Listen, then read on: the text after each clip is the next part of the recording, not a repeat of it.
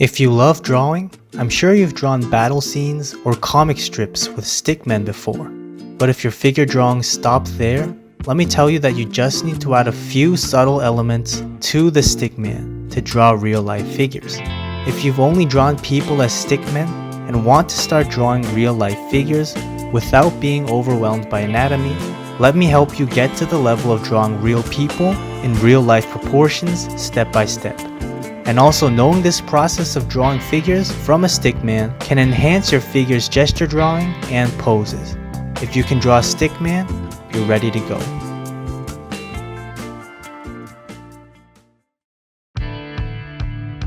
A stickman can be drawn in a circle for the head and 5 lines for the rest of the body. I'm sure we can all draw this simple stickman in ease. So let's evolve this stickman to make it more human-like. Let's add some width to the shoulders and waist. A lot more realistic than the previous version, but still lacking some important characteristics. What we need are hands and feet.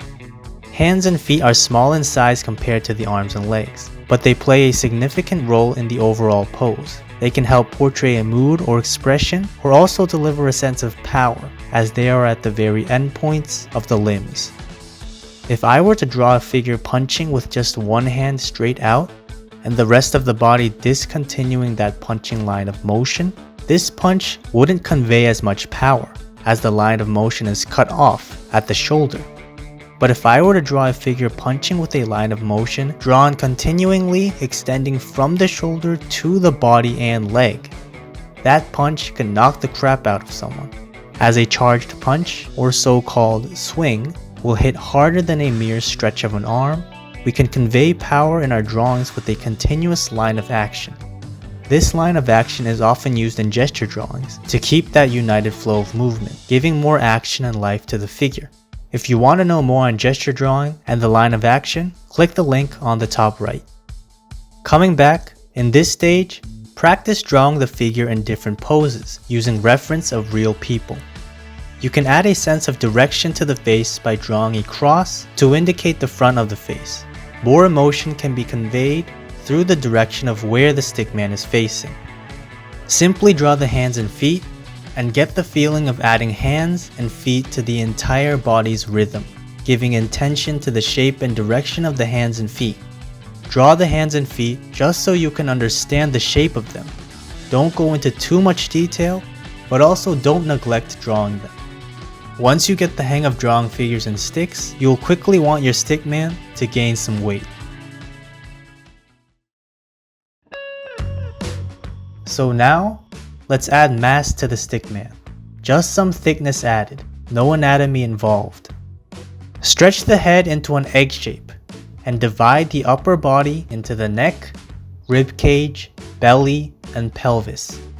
The neck will be a cylinder, the rib cage a larger egg shape, the pelvis a box with 2 corners cut out, and the belly will be a flexible mass created by the connection of the rib cage and pelvis.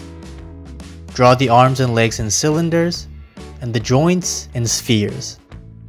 Now, as every human being is not the same, every figure won't have the same proportion. But to avoid drawing figures with proportions that don't make sense, I'll teach you the proportions of an average 8-head figure.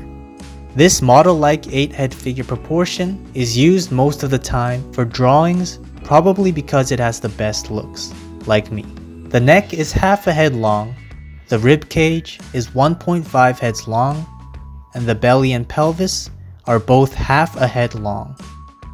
The middle point of the 8 heads should be at the bottom of the pelvis, which also means that the lower body will be this exact length downwards. The upper arms start at the shoulders, which align at the top of the rib cage, and end at the end of the rib cage. The lower arms end at the bottom of the pelvis, and the hands are about 2/3 of a head long. The upper leg and knee are 2 heads long, and the lower leg and feet are also 2 heads long. Keep this 8-head figure proportion in mind, as this will work on most figures, keeping you away from creating figures with ridiculous proportions. We have come a long way. The stickman has evolved and now has a proper frame of shoulders and a waist and can freely move his hands and feet. He has obtained mass and therefore unlocked the three-dimensional realm. My friends, you can now draw gesture and poses with simple stick figures and can draw a figure with the correct proportions. You are just one last step away to drawing real-life figures, and that is anatomy. There's a lot to learn in anatomy.